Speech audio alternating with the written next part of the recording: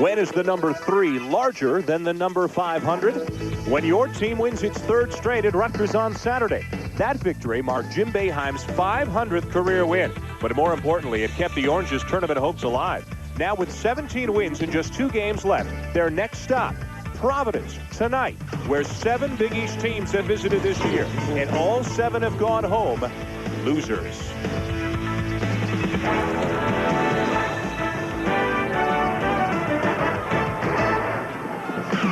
Welcome to the sold-out Civic Center in Providence, and welcome to Big Monday, presented by Bud Light. A pivotal game for both Syracuse and Providence, 2 schools hoping to solidify their NCAA tournament chances. As you can see, the Friars need 1 more win for 20. Syracuse was left for dead at the beginning of the season, but here they come on the outside.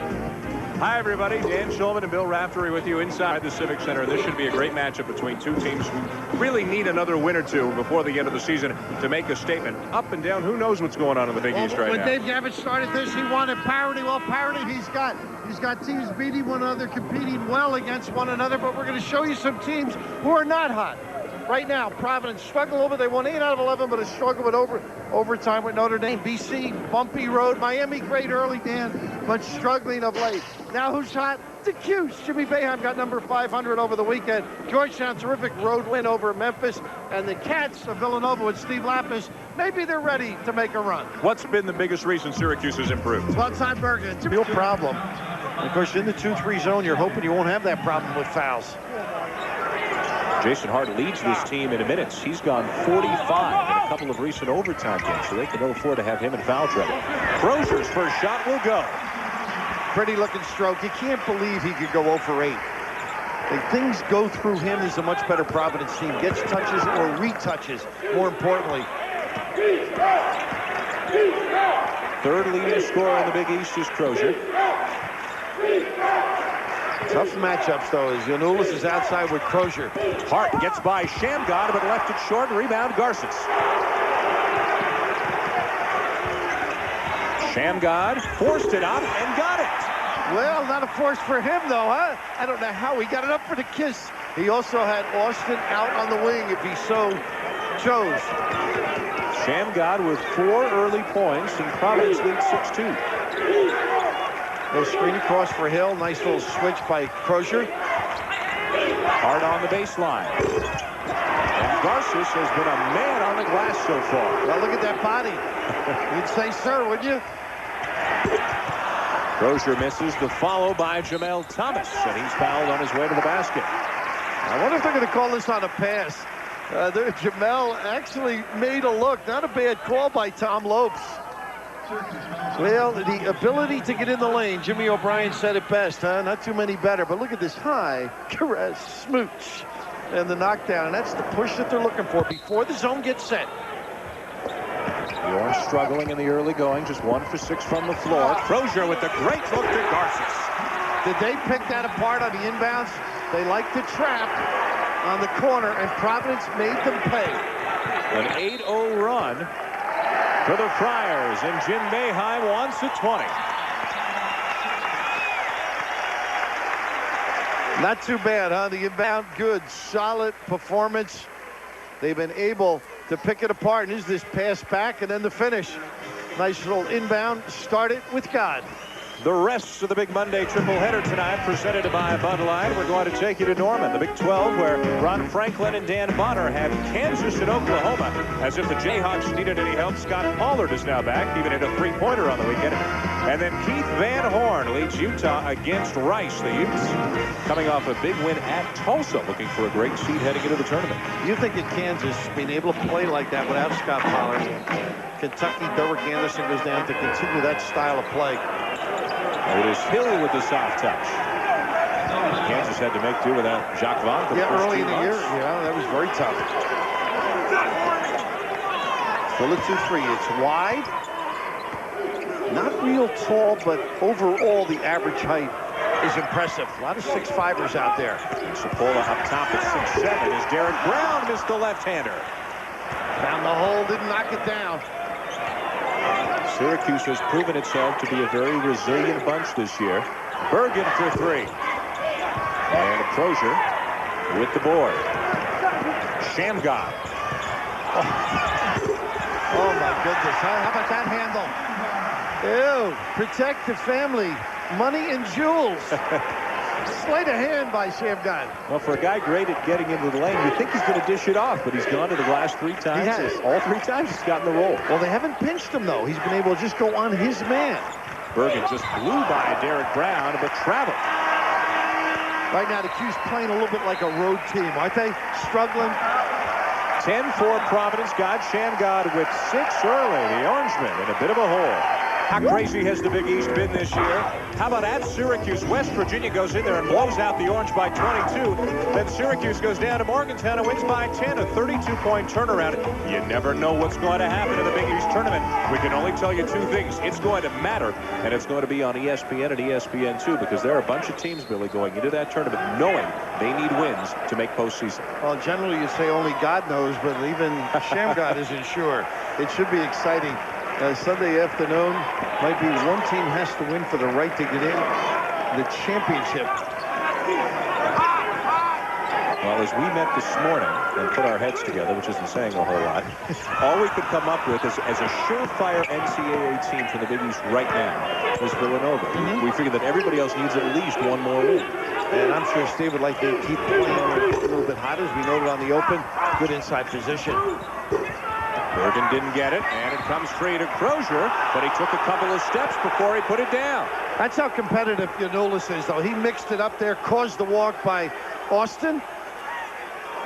Bergen on the other side. That's that overall size that they have. Orangemen have to start hitting some shots. They've missed their last 9. Inside Hill had been a factor. I think they should utilize him a little bit. He's good at freezing guys, no matter what the size. Good job by Garces. Hart, baseline jumper. Hill will follow. And Hill's got 2 soft ones. Big time.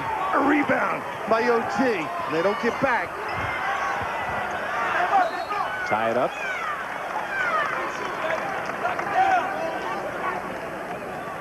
Trying to push the ball down. You still got to make good judgments, but Otis Hill had a little jumper earlier in the ball game, but right here just elevating the long rebound, able to complete the sequence. I think he's got to touch it down low, do some damage, particularly with Garces, who's prone on occasion to get some fouls. He's got all 6 of Syracuse's points. What a great no-look pass, and Croshere the foul. Austin, get to the rim. What a great look. That's the second time Derek Brown's come up empty. Cipolla. There's another touch for Hill. Now they'll swing it to Bergen.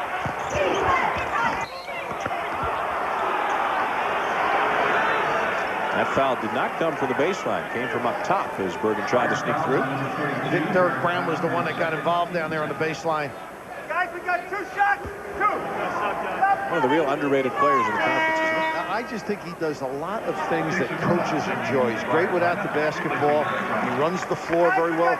He's been free on a couple of occasions in that zone attack.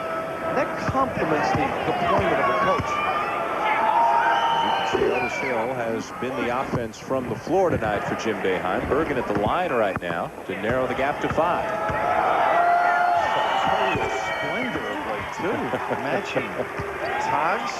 He's got to have some help. He can't do that on his own. Jason Murdoch into the game for Providence. Derek Brown sits down with a couple of fouls. Remember, Jason Hart has 2 quick ones for Syracuse, and Otis Hill has just picked up his 2nd. Now that one, if it was to the right hand, a drop step, it's a goal for Austin Croshere. Just enough on the left for Hill to get involved and then get the foul. That's a problem. Because I've seen Jimmy play with 4 guys and a forward and get away with it. Croshere found the opening. Well, they're picking the zone apart pretty good, aren't they? He's got 6 and a 7-point lead for the Friars, and now the trap. Murdoch almost stole it from Hart. I guess they got a fumble there. I thought he picked the dribble up.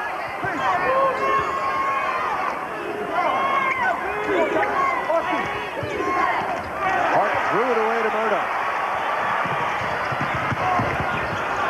Jamel Thomas follows it, missed them both. Giannoulis and Thomas to the floor hard, and it goes against Thomas. Yeah, he pulled them down. Now, all Jamel Thomas had to do was give the ball to Austin Croshere, and he's got a basket.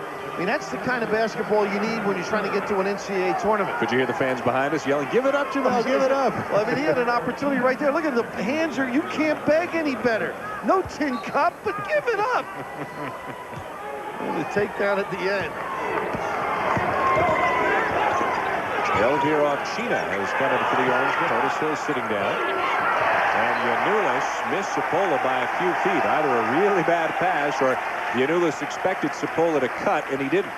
You know, coaches don't pay attention to people in the stands. You know, that have happened. They usually have something to say that's biting. You hear them. And you just don't pay correct. attention. Correct. That's why you like this job better. With your headset on, you can't hear what they're saying. The muffle effect. I think my head was muffled when I coached. Ooh, that's when you got to get the hands ready. 4 turnovers aside in the first 7 minutes of the game. Trapp's giving him some problems. Different pressure points. They've extended and he dropped it back to half. Cipolla finally forced to put it up and hit it. And Shammgod really enticed him into that look. Should have protected, not gamble.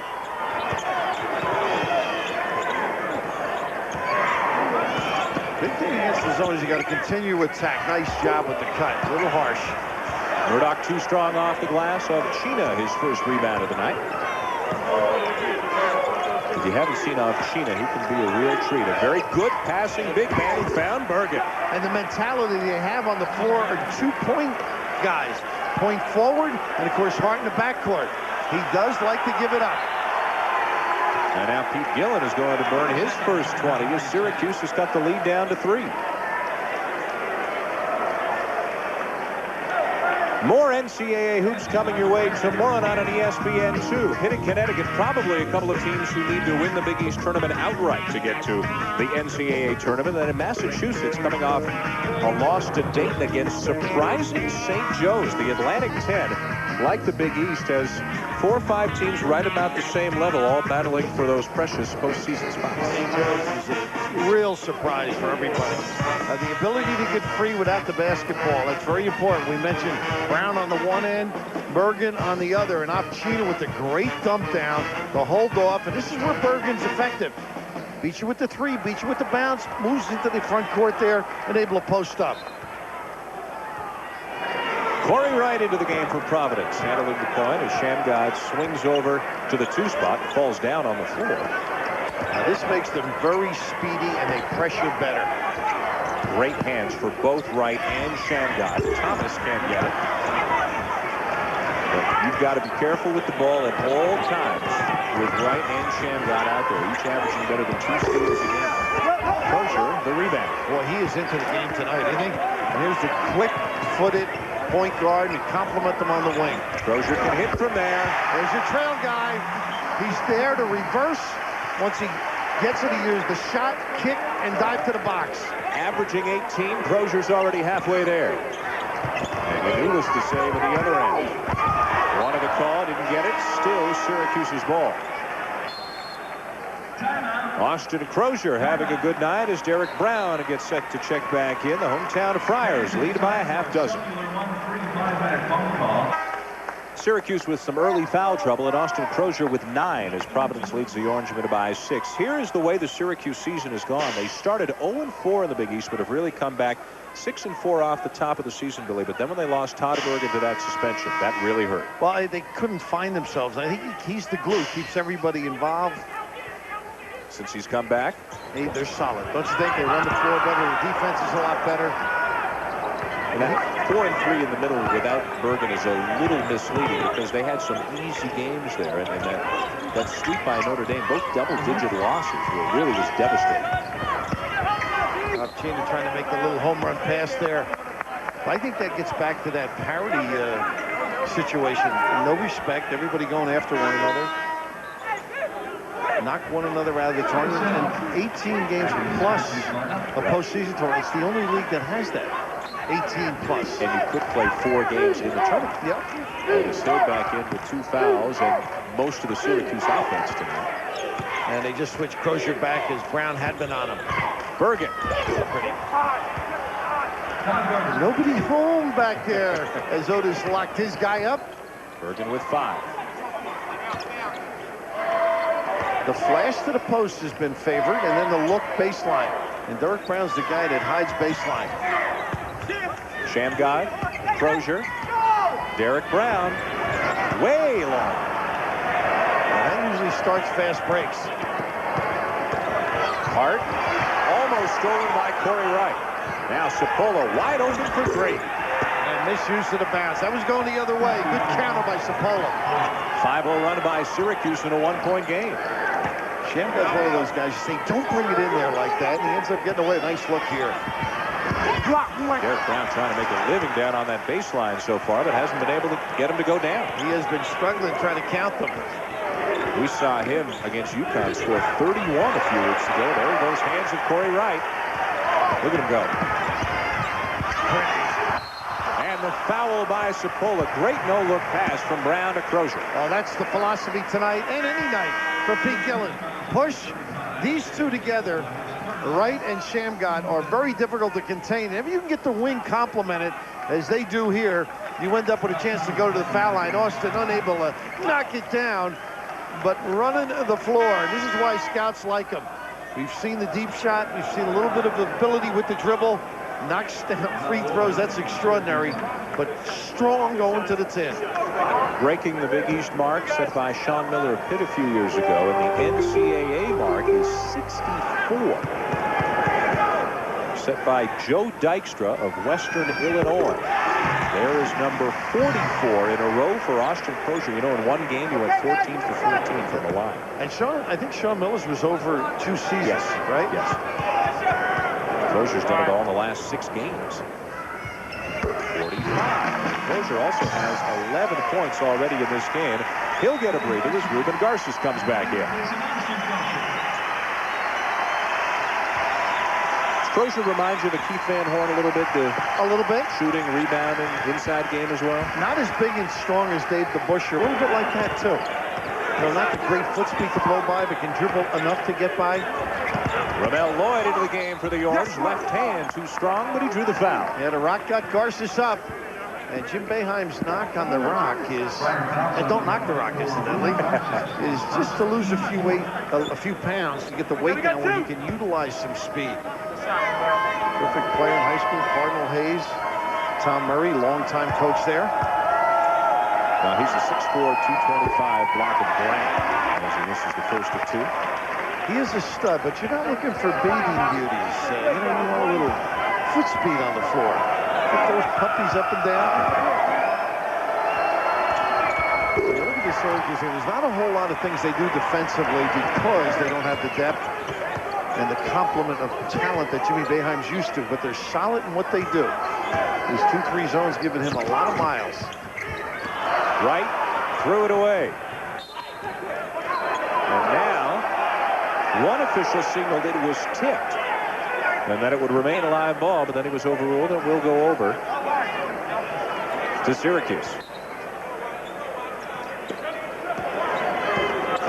Dan Shulman and Bill Raftery with you at the Civic Center in Providence. Big Monday presented by Bud Light. We've got the Orangemen and the Friars in what has been a very entertaining and high-scoring game to this point, especially by Big East standards.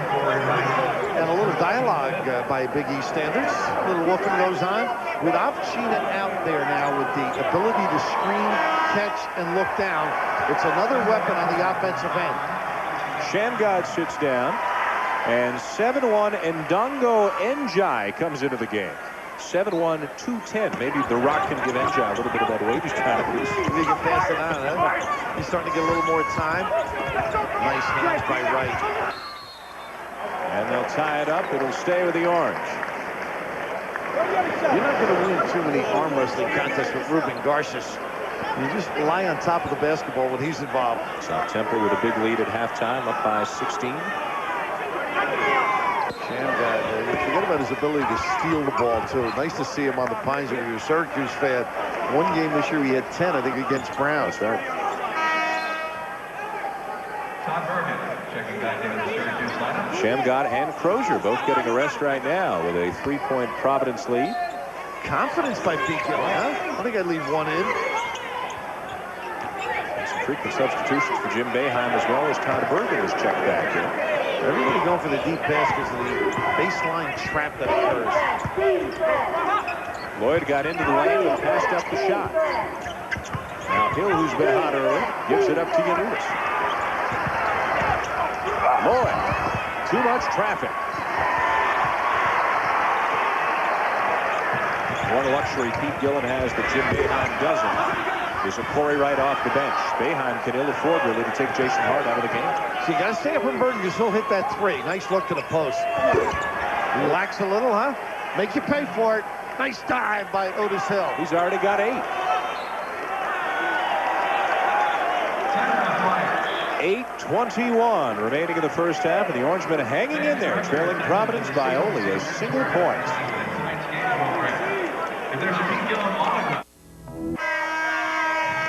Good start to this one. Providence up a point on Syracuse in a pivotal game for both.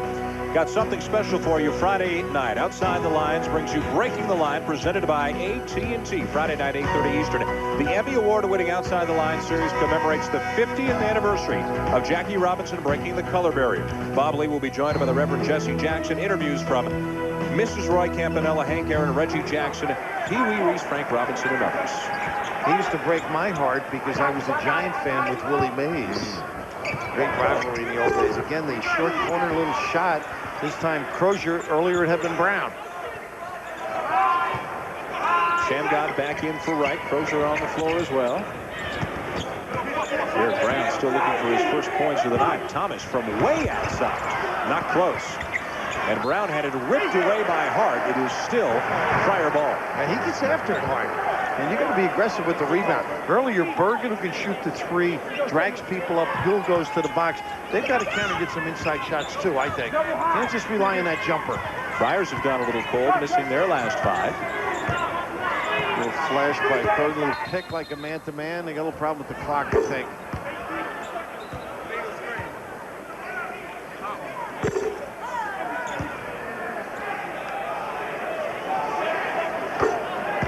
As you can see, Syracuse has struggled early tonight and since has been hot, and this kind of sums up their season. They were 0-4 in the Big East, and they were written off. I mean, they were done, but back they came.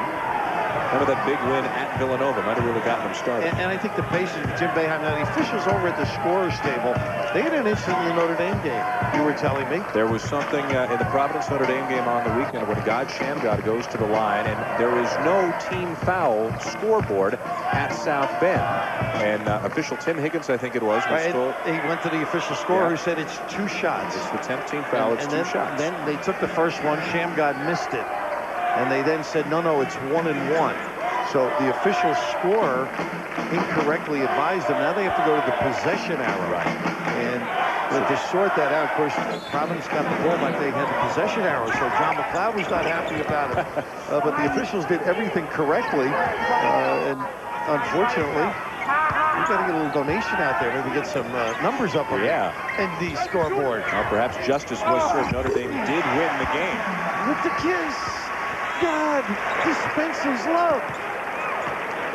4 for 4 from the floor, and you got to love it, because all 4 have been with the kiss tonight for Shammgod. Nice trap here. They close the timeout. They get the 20. And Hart took a shot in the mouth, too. That has been effective right at that point. And he's dribbling into it. He's got to keep in the backcourt or give the ball ahead or have the postman right at the top of the key.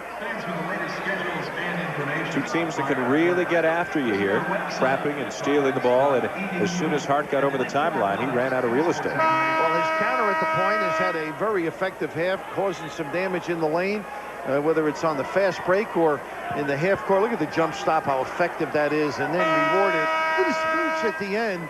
He is on top of his game. Kind of interesting conversation talking to him. He was misquoted in a way about different guys that had a chance to score in the league versus him. Right, like Page. Yeah, he said, no, that's the way they run their thing. Coach Gillen wants me to shoot and score, but I enjoy the way we're playing now. So he said he really just admired guys that were given that green light. Not that he was jealous or offended by it. You can see he's got the ability to score. He's got 8 already tonight. Another guy with the ability to score. Bergen misses, and Croshere on the glass. Croshere already with 5 rebounds, and Garces has been strong as well. It's a talented team, isn't it? It really is. I mean, they got a lot of stuff. It's funny. It's been the road really. At home, they've been very effective.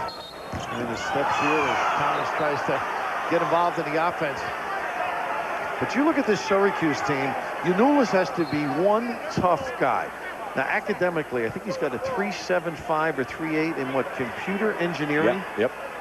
You didn't study that? No, didn't have it. As an elective, I considered it. But I quickly caught myself. But in that 2-3, as they get the nickel dimer by God out at the timeline, he's 6'4", playing the back and competes against these big, tough guys like Ruben Garces and does it effectively.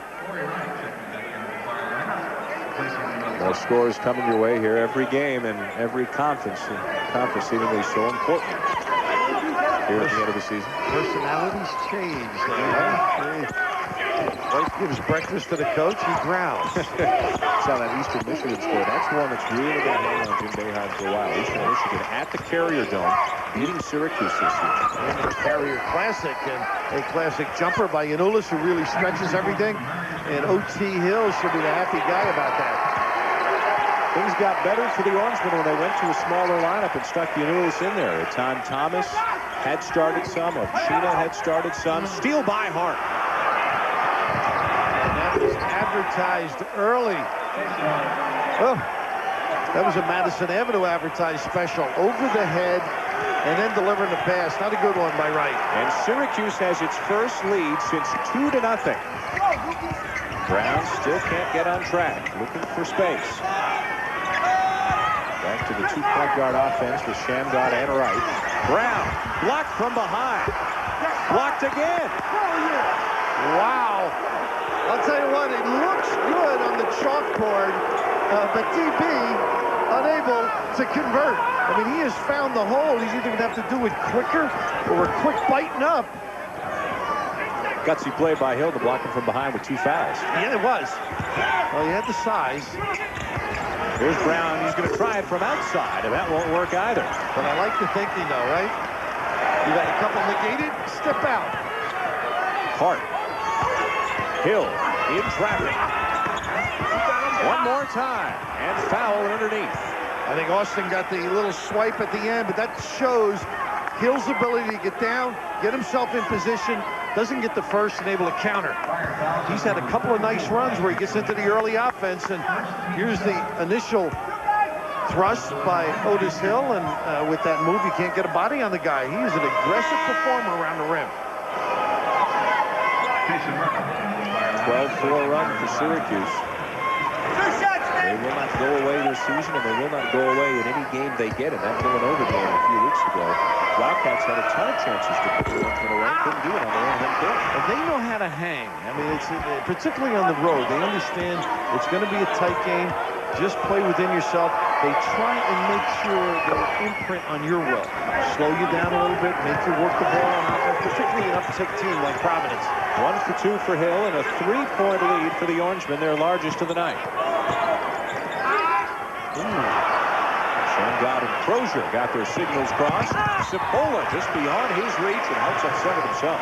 You really got a lot, but it was a great idea by Jason. Just didn't get enough loft under it. Friars have gone ice cold. I think the zone wears on you, though, Dan. They make it a little bit tougher. Big size, as we mentioned. They bottle up that flash to the post. Croshere puts it on the floor, now finds Murdoch. What is it about the 2-3? Because, as we've often said, sometimes just in gym games, when you get tired, you drop into a 2-3 zone. What do these guys do so well? I think they're wide. They take away passing lanes, and once you run something, they counter. They're starting to get a little of the John Chaney in their zone. I mean, they just understand what you're trying to do and effectively take it away. They haven't gone man since that first possession tonight, have they? No, that's a subterfuge. I think he does it for us. He doesn't call in the game. Hill on a tough pass from Bergen. Bergen with a little Tavern League shove, the forearm. The ability to find people, interior passing, the coordination. You've got to be ready for those quick little snaps. I thought Austin on the last trip, as they finished this little trip here and the shove by Bergen, well, he's got to score when he gets it in there. He's passing it outside. He was about 6 feet away and threw it out to Murdoch. Croshere leads all scorers in this game with 11. Murdoch. Providence still can't buy one. 2 for their last 15. Bergen waiting for some help. Now spins and drew the contact. How smart. He knew he had right, too. I mean, he could deliver, wheel, and deal, do anything you want as long as he didn't charge. Right at the disadvantage as he got himself back. And a nice kick out by Cipolla as Corey set up. He can shoot the 3, so you got to come up on him now. He's the king with the bounce, and you can see the reach in, and fortunately, the block in the back by Jason Murdoch saves that one from going down. Garces and Brown both on the bench. Corey Wright just picked up his second. 3:46 left in the first half. As Bergen expands on what is already Syracuse's largest lead of this game. And Pete Gillen saving guys with the fouls, checking in with his people on the bench. Bobby Gonzalez, Tom Hurry, and Michael Malone. From the line. Now you want to make sure the numbers. That's what you're always checking in with your coaches too. Thomas, big shot. First points in 4 minutes for Providence. And back to a 1-point Syracuse lead. Giannoulis. Great containment of Hart, and he can't open up, and that's a disadvantage with Croshere over there. Thomas again. And Giannoulis the rebound on the weak side. Austin Croshere looks like just a little bit tired as he comes back in here. Here's the double. Hill got it back. And very small lineup, having its difficulties. Ruben Garces on the bench for Providence. Otis Hill with 11. And another 20-second timeout taken by Pete Gillen. He's already taken 2 of his 3 20s and 1 of his 2 fulls. Maybe the most intense week of college basketball is just around the corner. Championship week. 28 conference championships, 57 games in all. Tips off March 1st. The entire ACC tournament, the entire Big East tournament on ESPN and ESPN2, plus men's and women's selection specials. Is there anything more fun than championship week? Now the whole country alive, and right now Otis Hill alive is the size differential. He posted up on Thomas, got a good-looking shot. He's strong, send it in, and dominating with Garces out, and he's a happy guy. And got the QC a little bit of a lead here at 6. All 3 of those points in the last 4 minutes came on a 3-pointer by Jamel Thomas last time down the floor. But then Giannoulis answered with a 3 of his own at the other end. I don't think it's too bad for Providence to use some clock this trip. And you get some composure, make sure it's a real good one. And the other thing is make sure you get back and identify, particularly the early offense with Hill dive into the box. Shammgod. Now Croshere, that's where you wanted him to put it up. And he will. Brown battling. And Cipolla might have gotten him over the back. Now that's good offensive play. Much more aggressive. Dominating the lane. I mean, that's been open, but he's got to counter, take advantage. And Brown, unfortunately, he's had a couple opportunities close and hasn't been ringing the bell. Foul went on Giannoulis, his first. Both teams over the limit right now. Brown 0 for 6 from the floor. But look at the numbers on the season. One of the real underrated players at almost 17 points per game. Does a lot. Around 50%. Good offensive rebounder. And another great foul shooter along with Croshere. 2 great forwards on this team. Missed the second, and Hill the strong board.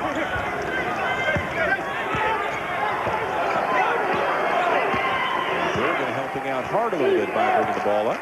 Now Austin's on Hill. This is a little bit of a better match. Now, Otis is a tough little post player. Really feels comfortable with his back to the basket. Look at this. The gamble. You pay. Hill uses that other arm to perfection as well to kind of push out just a little bit. Well, Austin sold out there. He tried to deny the pass and kept going. If you can't get there, you get back in position and then defend. Brown cut off, now trapped. And he threw it away to Bergen. The Orangemen lead by 7 and have the ball. You can't jump in the air, and that's one of the wrinkles in the 2-3. Below the foul line, they'll trap. You got to use good judgment. Otis Hill, 13 points, 6 rebounds, and the Orangemen on the road lead by 7. Another example of how unpredictable the Big East can be. Providence and Villanova head-to-head. First game in Philly. Tim Thomas, 29 big points.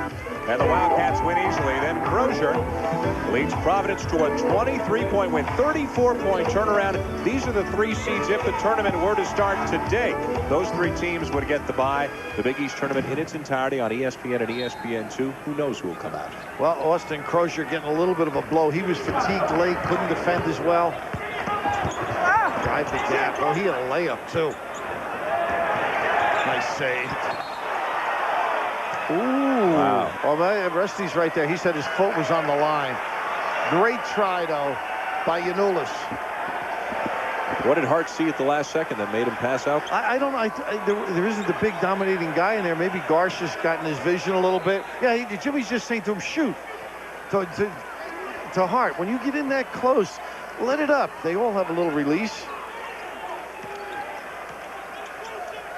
Who will be the scoring option for Providence right now with Croshere on the bench? Shammgod's been hot, but Brown has really struggled. They've really taken away the dribble penetration. Look how deep this shot is. Wow. His second NBA Districts 3 tonight for Jamel Thomas. There's no question Pete Gillen's just tried to massage his club through the last 5 minutes. He's saving key guys. Less than a minute to go in the first half. Giannoulis around, stayed out. Bergen. And Thomas got him underneath. That's how effective Bergen is, though. The mobility, his flexibility, getting himself in position to dominate in the rebounding situation. Coming up, the Delta Faucet halftime report. 50 seconds away. Chris Fowler, Clark Kellogg. Analysis on the Big East. Maybe Clark can sort out this jumble that is the Big East right now. But you walk around this building before the game, all kinds of little groups of media people and school officials. And every group you walk by said, I see if Syracuse wins this one, and then Georgetown does this, but if West Virginia does that, everybody's trying to figure out who's going to go in and who's not. We'll save our comments till after Clark, as they say. Then we can know which direction to go. Special K and Chris teeing it up. It's a great time of the year. Every place you go, people want to know about their team and their league and who's going to get in, how many are going to get in. Jared Brown picked up his 3rd foul in the final minute of the first half. Croshere's back in there. Shammgod got inside. This one wouldn't go. Numbers here. Giannoulis. What a setup by Hart. Marius Giannoulis may be the unsung hero for the Orangemen this year. He's got 9 points. All 3 on 3-pointers. Pete Gillen going for the one shot right now. They can't blame him. They're limping in at halftime. The opportunity break Syracuse experienced. Also, how do you cover the deep shooter and still protect the rim? Thomas. What a 3-point battle between Jamel Thomas and Marius Giannoulis. Hart. Good effort. And a good first half by the Syracuse Orangemen. Otis Hill, 13 points, 6 rebounds. Surprised the Orangemen have the lead here? Well, the zone's been effective. It wears on you.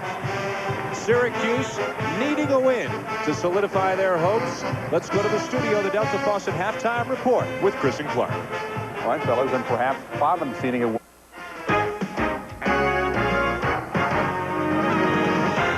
ESPN's presentation of NCAA basketball is brought to you by Converse. Converse All-Star is back in ball. And by Chrysler and the cab-forward sedans of Chrysler. What's new in your world?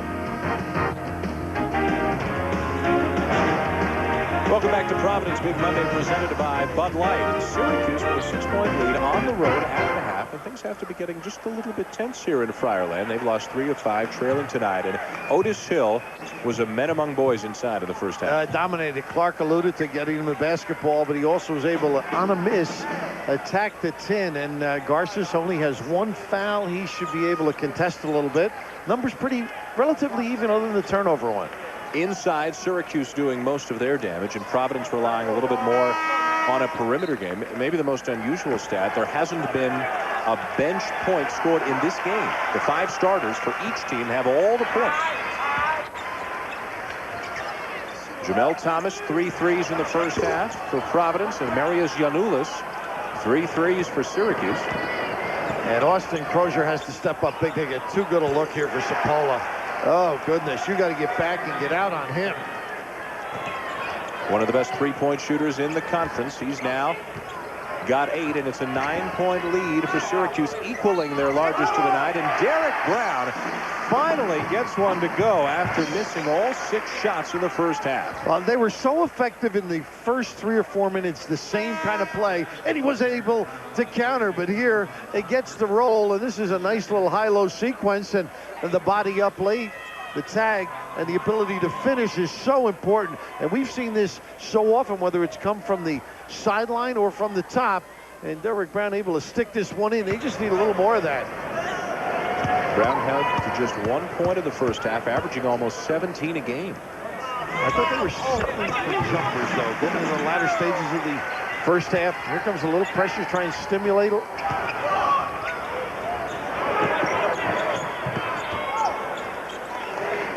Hart.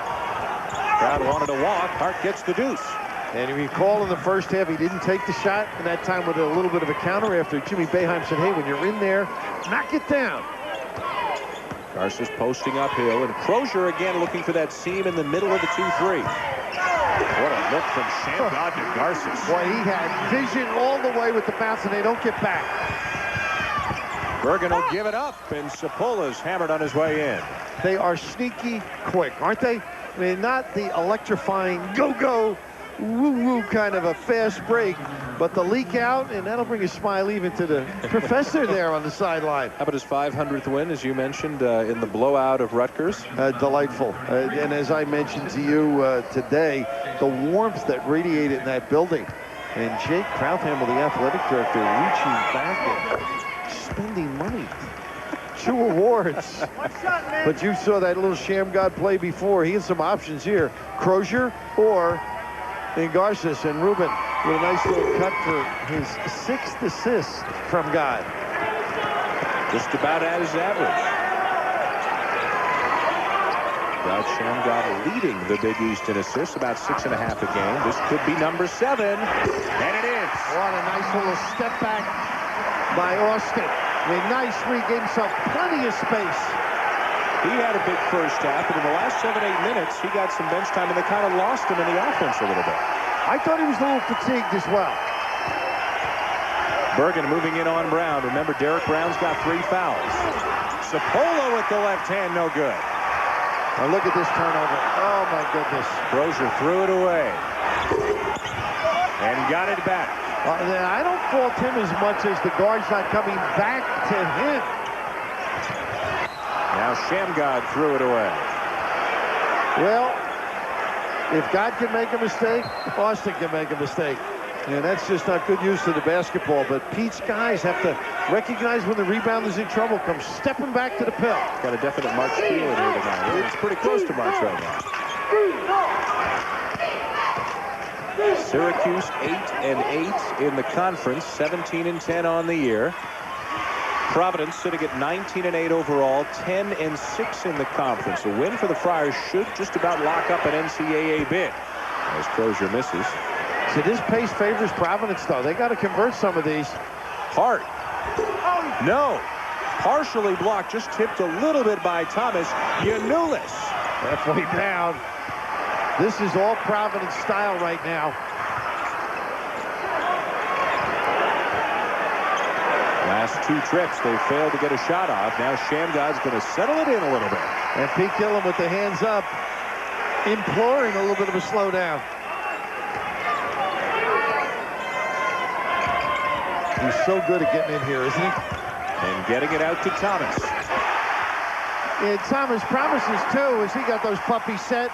But Shammgod with excellent penetration, and Syracuse had taken that away in the latter stages of the first half. Jamel Thomas, 4 3-pointers, accounting for all 12 of his points.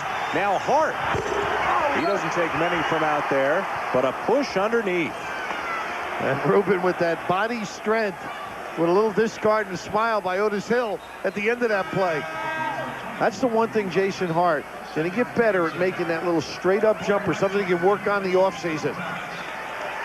Number 2 on Garces. Jamel Thomas out. Corey Wright in for Providence. Flyers have come back to within 1. Bergen wanted the contact, and he got it. How smart is he? I mean, when you can shoot the 3, you can suck the defense right towards you. And then the ability to put it in the right hand as he got in towards the rim area. 3rd foul on Ruben Garces. He joins Derek Brown with 3. Now you can see why Pete rested him with just the 1, the latter stages. He gets them quickly. And behind him in the post, really, Njai is not quite there yet. It's 7'1", 210. They need some more experience from him. They would go to a smaller lineup. His difficulty, too, is he doesn't really step up on Hill. Meet him, and defensively, that could be a problem. Providence can tie it with a 3. A relaxed Syracuse team, and Jimmy Boeheim was telling me Lewis Orr has a lot to do with that. Shammgod no good. Rebound Bergen trying to keep his feet, and he does. Said Lewis is great with the players. He was at Providence last year, now up at his alma mater. Nice look. Rebound Croshere on the miss by Hill. 9 rebounds for Austin Croshere to go with 14 points. Corey Wright with a bullet feed inside. Corey did everything right on that particular play. A revved up charge right now. The tempo, the uptick favoring Providence. And if Providence can get a stop on this end, listen for the noise.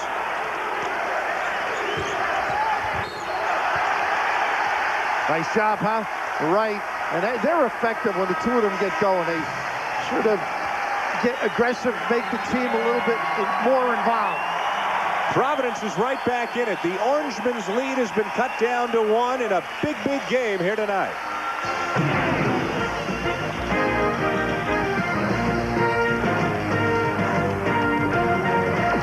Change the speed of the game. I'm sure Kevin O'Neill will try and keep the numbers down, but Kentucky on somewhat of a roll. Providence has gotten back into this game, shooting better. Syracuse has gone cold now, 0 for 7. Reverse the roles, and that's the way it's been so far in the second half. Right for Garces, and Providence leads. What a step up by Wright. And he's been so effective. Got the turnover with the charge, and that time complimenting with penetration. The Friars' first lead since midway through the first half at 21-18. It's all energy right now. They've upped it up, stepped it up, I should say. Little 3-quarter trap as well. Well, that lane is open. Let's see what they got going. They got a little junk defense going out here. Pretty good look for Bergen.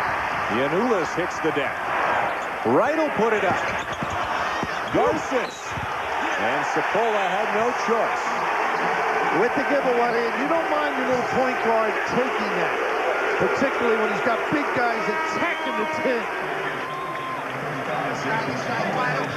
Having been there, Jimmy very relaxed with his guys, and just outstanding ability to penetrate and find some people. And look at that little behind the back of Hill, and the strong completion by Ruben. They are fun to watch, the 2 little guys. Now, Pete Gillen's been preaching team play and unselfishness. He knows he's got the talent and the individual skill, but at times tonight they have played incredible unselfish basketball, and at times they've just gone dry. They've lapsed like they may have on the road from when you read the notes and you hear different things about them. Very much in order the second half, much more aggressive and into it. Making the free throw gives them an option now of setting something up, and Ruben does bring rain with this delivery. Just a 40% shooter from the line. 1 for 2. And Bergen up over the top for the rebound. There's a little 3-quarter now. And they've been effective with it. Orangemen will break it. Syracuse led by 6 at the half. Now they trail by 2. High pick and roll.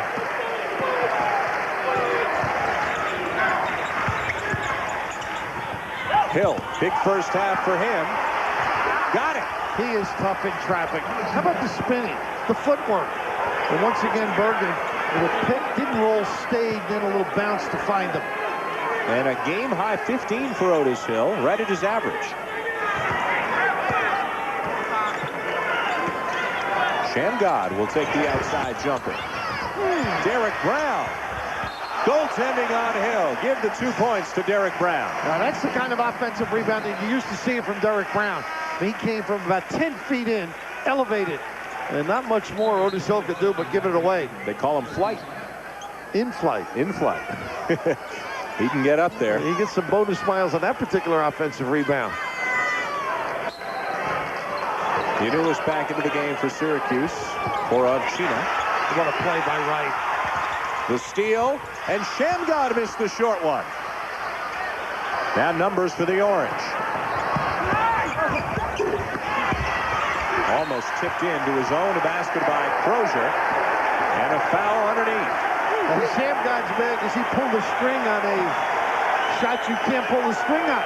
He was that close, but right back. And then Austin, as you mentioned, Croshere coming back, keeping it alive. And Jason really was trying to give this up, was forced into the shot. But right here, what almost was a rebound that helped Syracuse was good hustle play by Croshere. The ability to dominate in the lane and all these spinning steps, very difficult, and handled beautifully by O.T. Hill. Friday night on ESPN. We've got Outside the Lines presented by AT&T. Breaking the line, Jackie Robinson's legacy. The 50th anniversary of Jackie Robinson breaking Major League Baseball's color barrier. Your host is Bob Lee. His guest, Reverend Jesse Jackson.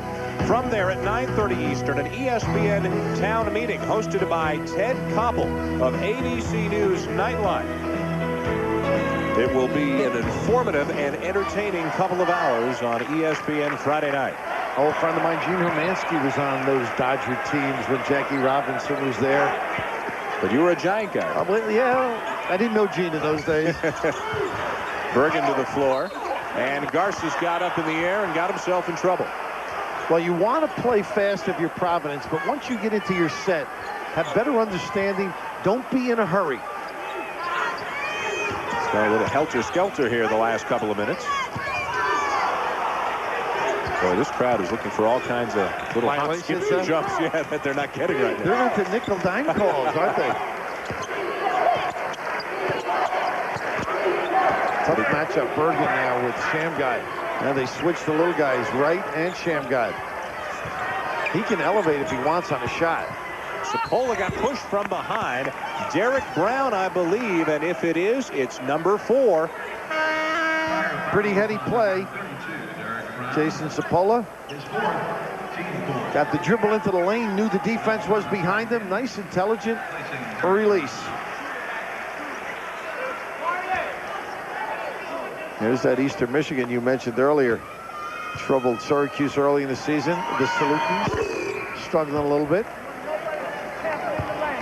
Trouble for Providence. Derek Brown, who averages 17 a game, sitting down with his 4th foul with better than 13 minutes remaining as Jason Cipolla hits both to give him 11. And Ovchina back in for Unulis. Jason Cipolla is such a smart offensive player. I mean, that's just a feel for the game, that little penetration. Ovchina now gives them 2-point mentalities on the floor. They may become a better passing team because of that. And a big lineup now for Syracuse as well. Shammgod. That one would not stay down. He had gotten a lot of friendly rolls tonight. We are tied at 49 at the Civic Center in Providence, and a huge game for both teams.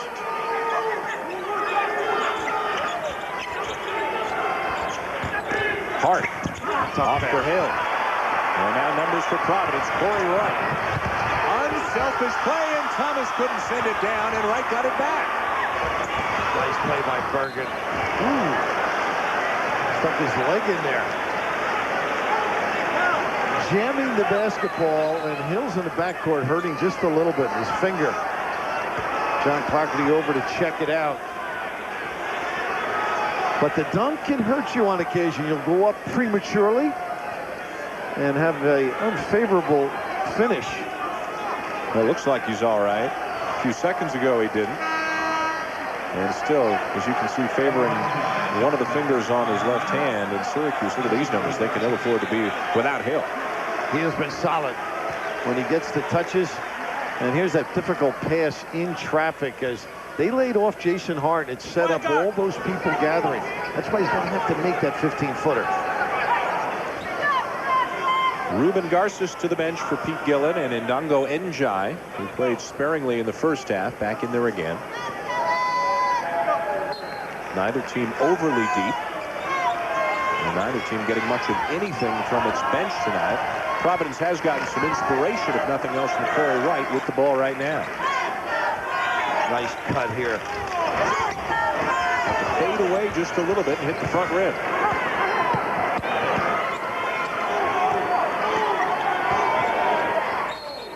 We're up on Opchina. They get a little banging in the lane, and Hill's applauding, so it must be against Njai. That's that inexperience versus a guy who's been around the block. 11:55 to go in the second half. Otis still in the Orangemen in a dead tie with back into this game, shooting better. Syracuse has gone cold now, 0 for 7. Reverse the roles, and that's the way it's been so far in the second half. Right to Garces, and Providence lead.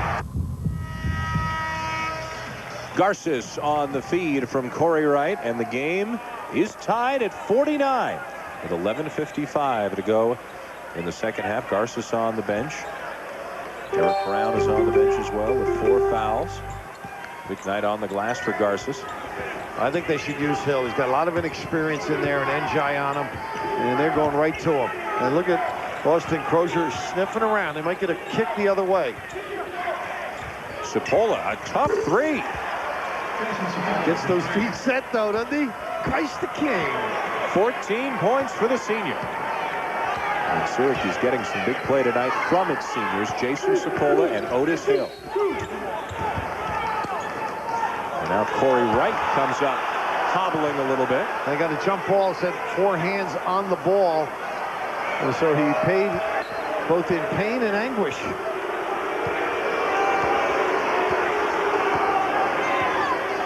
Dan Shulman and Bill Raftery with you at the sold-out Civic Center in Providence. First game of the triple-header tonight on Big Monday, brought to you by Bud Light. And we have a good one going between Syracuse and Providence. There's what Njai can do. 7-1, and he got out there on the 3 by Cipolla. Pretty good speed to cover that much territory. Syracuse led by 6 at the half. Providence took the lead here in the second half, but the Orangemen have come back again, and it's now 52-49. This would tie it. And again, the penetration, they have utilized that to complement the flash and then the dump down on the baseline. Jamel Thomas with 5 threes. Hill, he had some help in Opchina, took it himself though, and Otis Hill up to 17. He knows his game. I mean, how important is that for a player? Plays within himself. Terrific little play. If he threw it, maybe a turnover. Nice little jump hook at the end. Njai. Big crowd favorite. Oh, keeps doing that. They got some promise for the next couple of years, huh? 7-1 to 10. And a foul is called on Thomas, who thought he picked Bergen's pocket clean. And I think Todd did too. Look at the leg on the brow there. You got to protect it a little bit. Well, Pete Gillen once again. He starts perspiring at breakfast. By game time, his suit is certainly not wrinkle-free. Sometimes playing with the lead is tough, and I don't mean in the game. I mean in a season for the Villanovas and BCs and Providences. For Syracuse, maybe all the pressure disappeared about a month ago when people wrote them off. And there's a little small change as Shammgod takes too many liberties.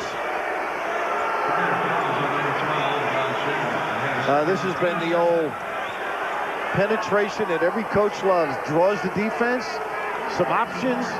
And Jamel Thomas has been knocking those down last couple of trips. But all set up by that dribble into the lane. Hard at the line. The foul on Shammgod, already number 7 on the Friars. So Syracuse is going to get some practice at the line for the last 10 minutes. You know, Syracuse, you drive the gap and squeeze some people. You got to make shots, though. They'll force you to make deep shots. 1 of 2 for Hart. Rebound. Garces was back out there. Njai back to the bench. Garces with 9 rebounds. See, Garces, when he posts up, draws some attention. And that helps people hide on the baseline. Here he is again. And look at the push here. I think Austin will go to the line. China is the guy that did the shoving.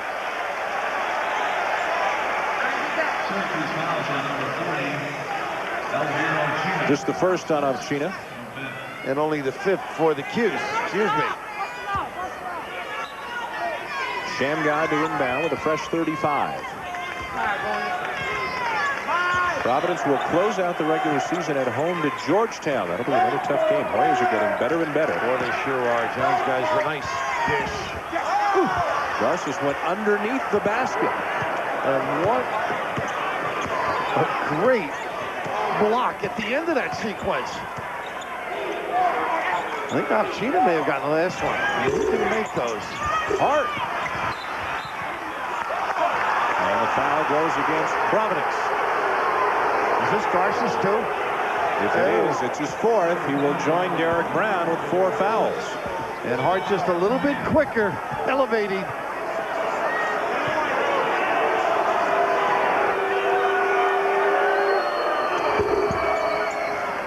I didn't get much of a rest as they come in, but Shammgod finding people. Earlier it was right, and this is just an extraordinary look. And you just see China up big to protect him and snare the rebound.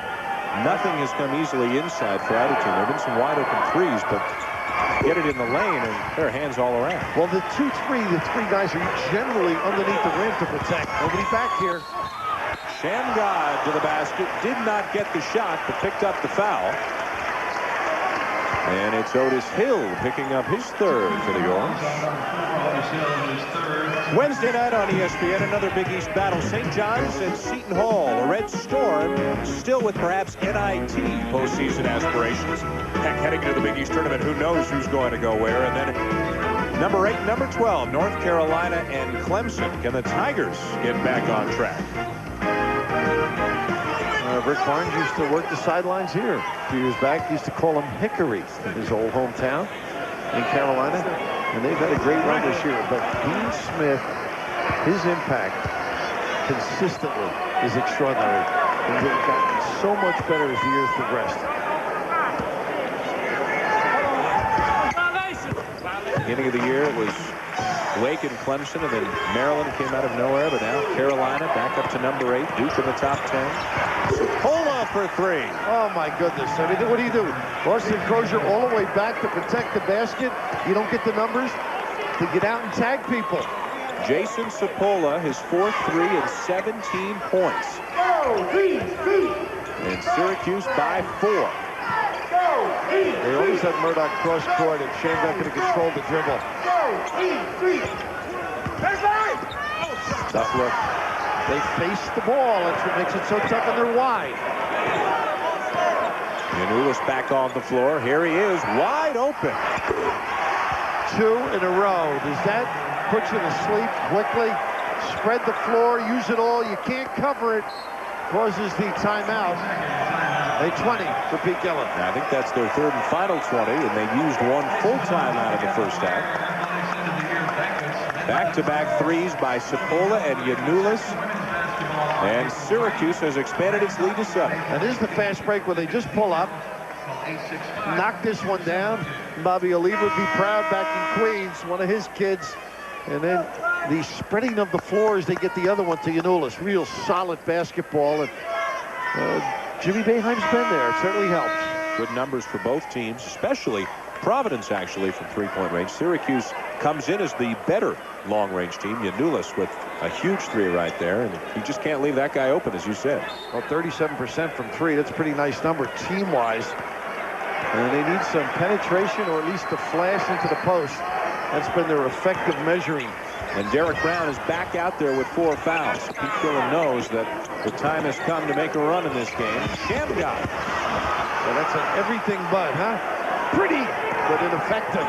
He was getting those in the first half. A little softer release.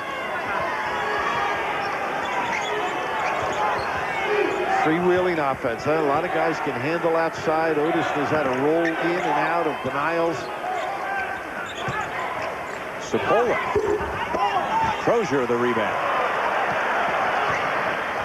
Number 10 for Croshere. Another double-double for him. That time, Shammgod a little out of control. And he may have charged too. Fortunately, it was just a miss. The Syracuse Orangemen, who lost Todd Bergen for 7 games in the midseason, and also lost a top-5 recruit, Winfred Walton, who didn't qualify, left school, and is enrolled at Fresno State. Despite all that, as Hill slams it in, the Orangemen are making a run toward what conceivably could be another NCAA tournament berth. And Austin Croshere, not used to playing a center consistently. Nice rollout to the box, the baseline pass, well executed. 8-0 run for the Orangemen. 9-point lead. Shammgod again. This one will go. Going to the well. Trying to take over a little bit. They need something out of the press, though. Plenty of time, but speed the tempo up just a tick. Wright's going to make Hart work. One thing about the press, you don't want to give up the open threes in this press. You've got to recover.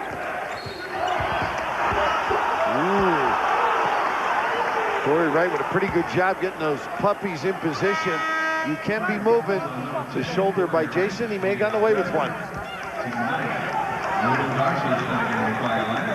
Shammgod out, Garces in, and again, Jim Boeheim's team is going to head to the line for the rest of this game. You know he's coming, but you still can't stop him.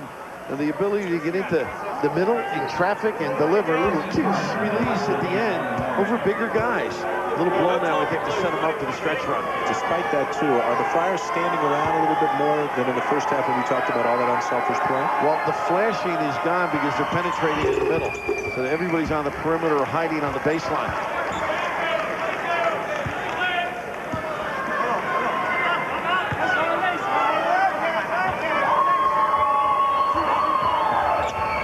Hart hits both. Lead is 9 again. The Orangemen looking for their 4th straight win. Otis Hill has been dominant inside. Another example of the unpredictability of the Big East. Pitt in Georgetown. Jason Mayle leads the Panthers to a big win. Next time they meet, Victor Page turns the tables on Pitt, a 37-point spread. If the tournament started tonight, these would be the top 3 seeds. These 3 schools would get the first round bye.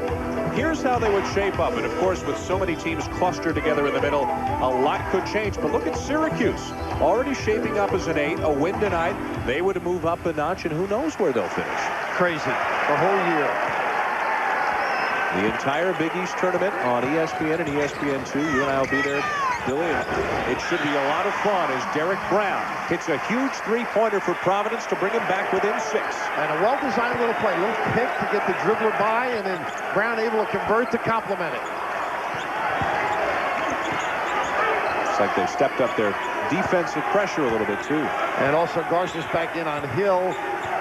Yanulis is the guy now that might get himself free if Austin Keep comes over to help out. Hart, the open jumper. Rebound, Thomas. Hands everywhere, but Jamel holds on. Garces.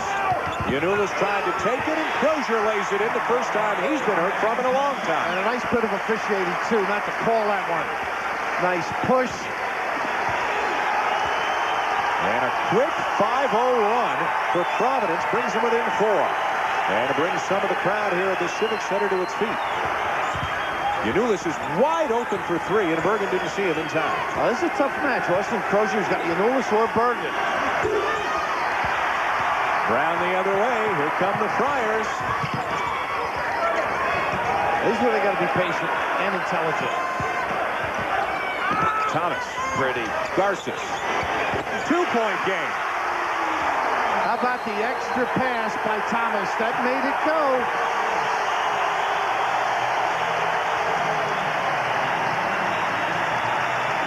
A 7-0 run for the Friars. 5:03 to go. And we'll send you to Norman at the conclusion of this game, but we've got a ways to go here in Providence. 2-point lead, Syracuse. And Garces has been stepping up. He got an assist and then the jumper. And here comes the pressure. strategically attack. I don't think they can just rush into it, stir Providence up. It has been a game of runs back and forth. Each team going on 6-0, 7-0, 8-0 runs. The lead has alternated many times tonight. And Syracuse with a little circle play, a little double screen on the post, rotate two guys, and the Friars handle it. Bergen. Oh, is he something? I mean, what courage. Oh, you're not, the play doesn't run. You got to step up. What leadership since he's come back. Missed 7 games with a suspension during that time. The Orangemen were swept by the Irish, but they are 7-3 since Todd Bergen's return. Croshere. Corey Wright will put up the 3. Tipped and in. Garces. He can take up some area. And Otis Hill, a little bit fatigued, didn't counter. All 5 starters for Providence in double figures. Cipolla. Big rebound. Hill and Croshere both hit the floor, and there's no call. That was great, though. Very competitive. Garces. And that one almost went. Cipolla got it. And for Jason Cipolla, Billy, that's number 4 on him. Well, you talk about strength. Oh, my goodness. To compete, major rebound. Everybody knows how important this one is. Hill, and that's I think it's just a clean play, even though they both hit the deck. It ends up going the other way, and Garces able to bring people up to the rim. Almost made the deuce, but got to the line. Double-double for Garces. 11 points, 10 rebounds, 3 blocks in this game. Again, not a good foul shooter. Just 40% on the season, but making them count here. Now, before the game, Ruben had me check his pipes out. And I'm not a plumber, but the strength probably negates the touch on the free throw line. But he's hit the little jumper. That one was airborne for a while, but still went down. Isn't it Pete Gillen who was saying they have to take him out of the rebounding drills and practice sometimes just so the other guys can get some? I'm sure he might hurt a few people, too. It is a 2-point game with 3.5 to play. Syracuse looking for its first 4-game winning streak of the season, and Providence looking to stop a slide. They've lost 3 of 5, and Otis Hill back to the senior inside. He knows how to get free, and they know how to get it to him. A game-high 21 for Otis Hill. God Shammgod back in for Providence. We are in the stretch run here. Croshere. Huge three-pointer. It's a 1-point game. Well, you got to know who can make shots. Syracuse didn't react.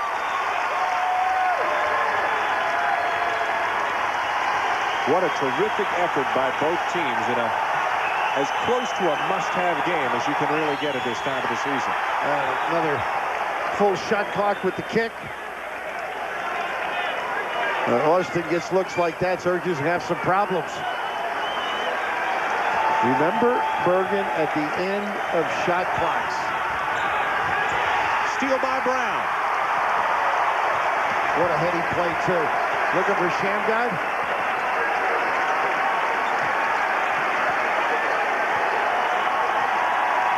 They've been overloading on Bergen's side, so he's got Garces and Croshere. That's what makes this tough. Hill's got to cheat a little bit. Now Shammgod tries to squirm in. Thomas with 10 on the shot clock. Gave it away to Hill. And now Hart with a half step on Croshere. Smart not fouling, too. And that's another one where Croshere was wide open. Thomas just had to give it to him. Syracuse by 3. And that's it on timeout, correct? That's the last timeout for Providence. Full 20. They're done with 2:08 to play, trailing by 3 to Syracuse.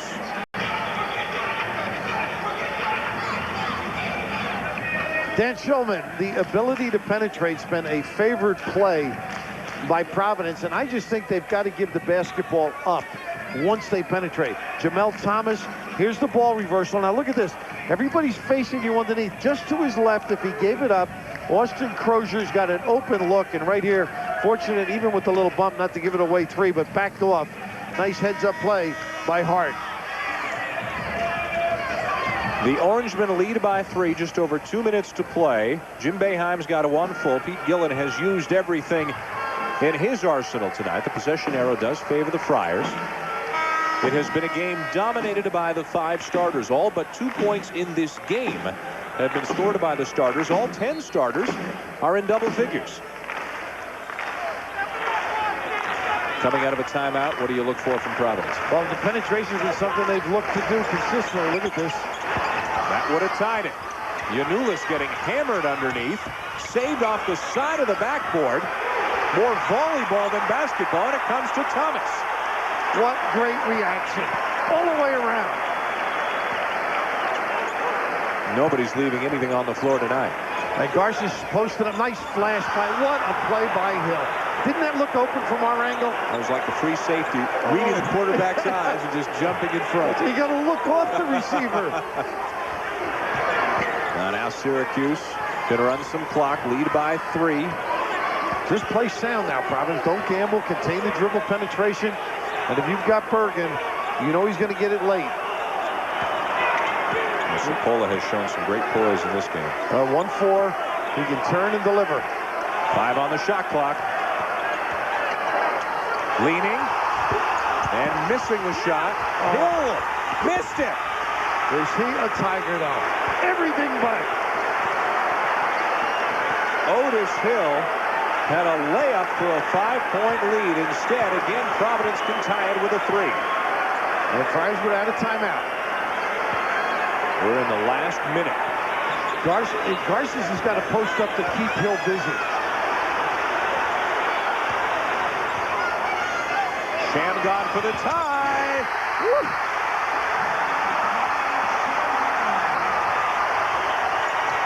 You don't want to be solid now. Syracuse does have a timeout remaining. The shot clock is off. And Jim Boeheim is going to use that timeout with 23.5 seconds to play. God Shammgod's 3-pointer ties the game. Jim Boeheim will exit it for the final shot of the second half.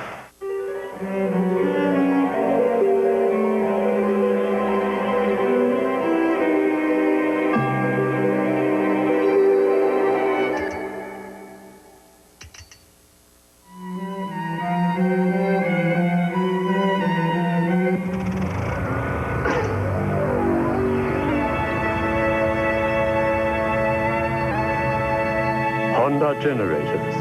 Power when you really need it. Go to the net. Now connecting to the NBA. Welcome to NBA.com, the official website of the NBA. You have gained full access to all 29 teams and their players. Check out nightly scores and stats, read the latest NBA news, visit the NBA theater and relive spectacular plays. Browse the NBA store, even enter a live chat session with an NBA player or coach. The online world of the NBA, only at NBA.com. A tie game, 23.5 seconds to go. Syracuse with the ball. They were up 3 after the Cipolla miss when Otis Hill could have come close to putting the Friars away. I think fatigue. No legs. Didn't project up into the air, but this is a major release.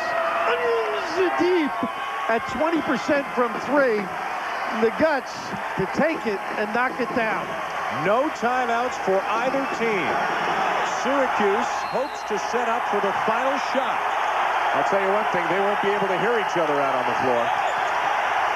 You got to stay at home and the containment by Brown. 15. Bergen at 10. Now 5. Bergen. No. Loose ball to Brown. And we are headed for overtime as Todd Bergen got a look at it and almost got it down. Wow. Appropriately. And the right guy had it for Syracuse. On the miss, you got to rebound as Providence did. Oh, good containment. Almost forced Bergen into a walk as he was spinning, trying to get himself set up. And you just can't gamble at this stage in the game. Look, everybody's got their guy. The containment by Derek Brown, the key, and you're right. A lot of it disappeared, but not enough for the Cuse. Overtime on the way. Providence in Syracuse. Well, with a lot on the line and perhaps the most tightly packed conference in the entire nation, Syracuse and Providence are headed to overtime after Todd Bergen's shot just refused to go down. He gave it a good effort, but somebody watching out from above for the Friars here in the second half. Well, the Friars have God on their side, and maybe he intervened that particular trip. But Derek Brown, with the ability to keep him in front, was so important in that sequence. Everybody knew it was going to be Bergen handling the basketball. Garces and Brown have 4 fouls apiece for the Friars. Cipolla has 4 for the Orange. Otis Hill 21 to lead Syracuse, and Austin Croshere 19 to lead Providence. Again, we will send you to Norman, Kansas, and Oklahoma, game 2. Now the big Monday triple header presented by Bud Light, but we have just begun overtime here at the Civic Center. Little stacked look here as they run baseline screens. Hill and Garces. Shammgod tries to help, and Hill again the jump hook. This one would not fall. Bergen underneath, high off the glass, and Croshere another rebound. Providence very fortunate. Didn't squeeze the apple. Hill's gone to that jump hook repeatedly tonight. Shammgod might have gotten pushed a little bit, took some steps, and is called for the walk. They ran right into that situation, though. He tried to fake the officials into the call, but as he comes on Giannoulis, look at Hart. This is a perfect trap situation, and a real good call, don't you think? Yep. You got to protect it, keep your pivot foot. Croshere covering Giannoulis. It's Bergen on Brown. And a foul underneath. It'll go on Shammgod, which will keep everybody in the game. Brown and Garces were in the vicinity as well, and they've both got 4. Bergen with a nice read, an open side, the ability to put it on the floor. That's his dominant hand, and Shammgod racing over, got the scrape at the end of that particular play. It's such a freewheeling offense. You get a few touches, you get it in a vulnerable spot, you can beat your guy with the bounce. Dan Shulman and Bill Raftery with you in Providence. A terrific game tonight. Syracuse leading Providence by 1. We are in overtime. First game of the big Monday triple header presented by Bud Light, Kansas, Oklahoma. And Utah Rice still to come tonight. Just Tyler Clark Kellogg in the studio. They'll keep you updated all night long. A 2-point lead for the Orange. Better job controlling the penetration that trip. Garces has got to keep somebody active so that they can flash. Here comes Croshere. Thomas has not been shy tonight. And the big rebound goes to Hart. 2-on-1. Cipolla. Got it. And what a nice read by Shammgod. That Hart set it up beautifully. And Jason Cipolla, that 6'5", able to elevate and put it up soft enough. Can't settle for those deep threes. 19 for Cipolla. Syracuse by 4. 3.5 to play in overtime. Now this is where the zone can become sticky. And they force you out a little bit, jam up a few passing lanes. All of a sudden the clock winds down. It's at 10 right now. Can they get Croshere involved? There he is. Shammgod is amazing. And that was a heck of a play. But Austin didn't count the house, got himself involved. Nice dive to the box baseline. And right here, this was a critical juncture, too. If he stayed out there, Shammgod was really in difficulty in the middle of the lane. The nice little draw with the hesitation dribble. And he was hung out to dry, too, if Austin didn't make that good, quick sprint to the 10. 4th foul on Otis Hill. Austin Croshere with the line, having made 45 in a row. Well, what a nice edge to have, huh? Leading free throw shooter in the Big East. On the best free throw shooting team in the Big East to make it 47 in a row for Croshere. NCAA record 64. Tough match here for Shammgod. Cipolla got a little room and found Hill. Yes. They were not ready defensively. A little mix-up. Derek Brown wasn't sure who to play. Got on the high side of Cipolla.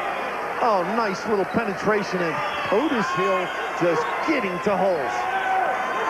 Corey Wright into the game for Providence for Ruben Garces with 2:40 to play in overtime. Shammgod somehow snuck inside again. Too many orange jerseys underneath. And he tried to elevate over Otis Hill. And now Syracuse with the ball and a 4-point lead, and Jim Boeheim's up off the bench saying, all right, fellas, think out there. He's going to not run clock, but run their offense. If something good shows, look at the little sniff by Wright. He calls the walk. Oh, a little pass. What a nice sub by Pete Killer.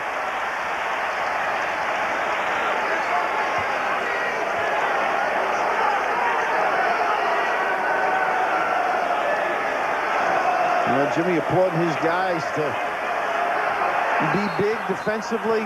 Pete Gillen uses that timeout right now. He's out of them. Syracuse up by 4, trying to make it a 4-game winning streak. Hey, tough to win here in Providence as well. Nobody in the Big East has done it this year. Syracuse trying to become the first. Well, the difficulty defensively, not knowing assignments, not knowing his Derek Brown isn't sure. And Austin Croshere's pointing to him now, the bad angle as he tries to get down and cover Cipolla. Austin helps out, a little slip, faulty basketball, and a good counter by Hill. Syracuse learning how to win some close games. Recent overtime wins at Morgantown and then at home to UConn. Blew out Rutgers and now leading here tonight at Providence. A pretty impressive stretch. They're going back home to play Pitt. And Jim Boeheim's team, which started the Big East 0-4, could conceivably wind up 10-8 with 19 wins heading into the Big East tournament. What a pretty good seed. What a turnaround. Down and through by Shammgod. Trying to get a little angle to penetrate. Inside 2 minutes to go in overtime, and Thomas almost turned it over. A 4-point lead for Syracuse. 10 on the shot clock. Shammgod. Thomas on the baseline, way short. Yanulis had it. And it will remain. It will go over to Syracuse. Let's send you back to Chris Fowler. Well, just a reminder, they are just underway down in Norman. Sooners got the opening tip and missed his shot, so Kansas and Oklahoma are scoreless. We'll get you out there for a very important game for the Sooners at large. Chances right after overtime is done in Providence. Guys?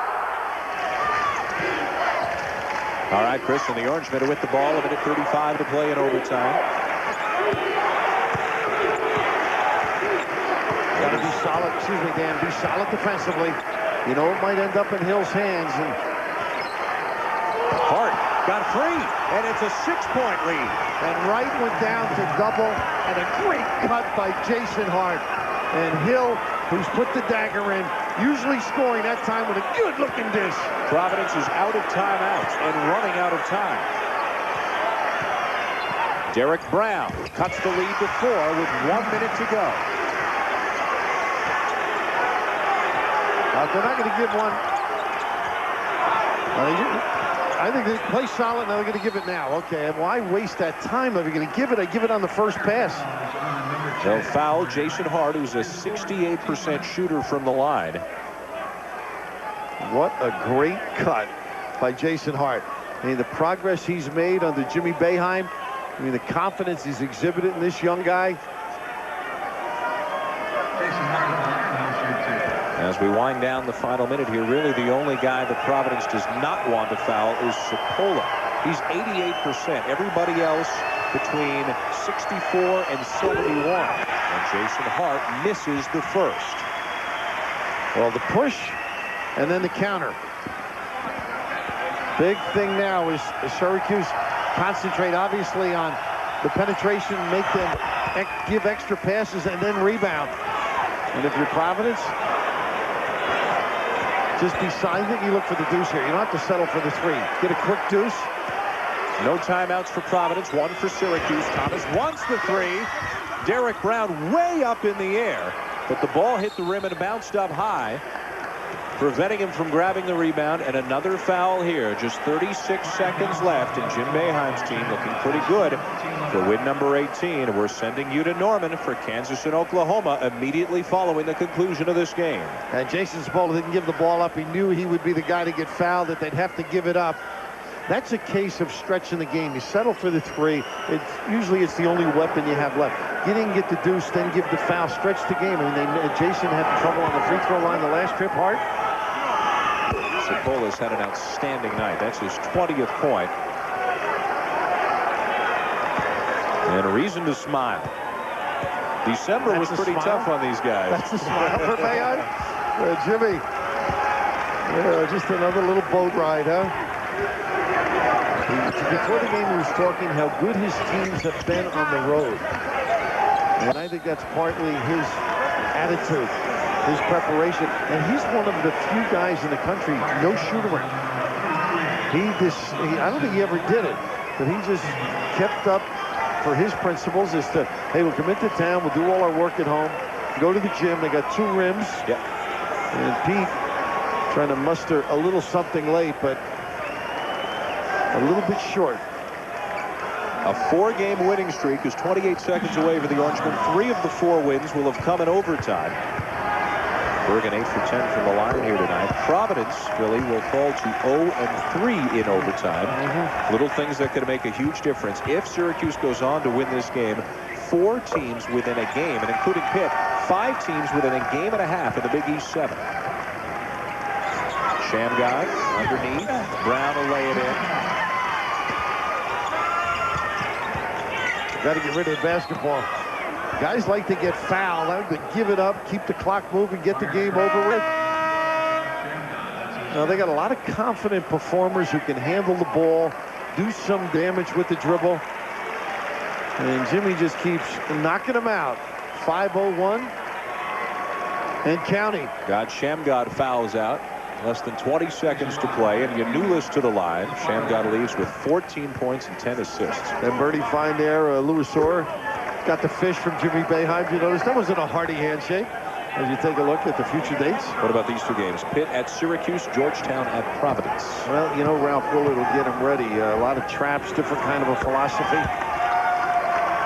Spread them out. Montego Cummings with a good year. I mean, nothing's taken for granted anymore. Pitt at UConn tomorrow night on ESPN2. Derek Brown from the corner hits a 3, but too little too late. A 6-point lead for the Orangemen.